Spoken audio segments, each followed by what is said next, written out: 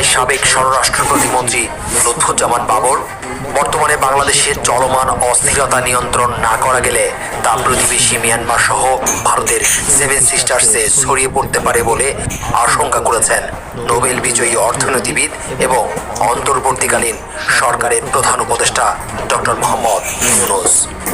ভারতীয় সংবাদ মাধ্যম এনডিটিভিকে দেয়া এক সাক্ষাৎকারে একথা বলেন তিনি। তার এই বক্তব্যের পরই হঠাৎ করে সামাজিক যোগাযোগ মাধ্যমে লুৎফুজ্জামান বাবরকে নিয়ে আলোচনা চলছে। সেভেন সিস্টার্স হলো ভারতের অরুণাচল প্রদেশ, আসাম, ত্রিপুরা, নাগাল্যান্ড, মণিপুর, মিজোরাম ও মেঘালয়, এই 7 রাজ্যকে একত্রে সেভেন সিস্টার্স বলা হয়। অনেকেই মনে করেন লুৎফুজ্জামান বাবর ভারত সরকারের কাছে একটি আতঙ্কের নাম। লুৎফুজ্জামান বাবর সেভেন সিস্টার বিদ্রোহী দল বানিয়ে দিয়ে ভারতকে অস্থিতিশীল করে দিয়েছিলেন।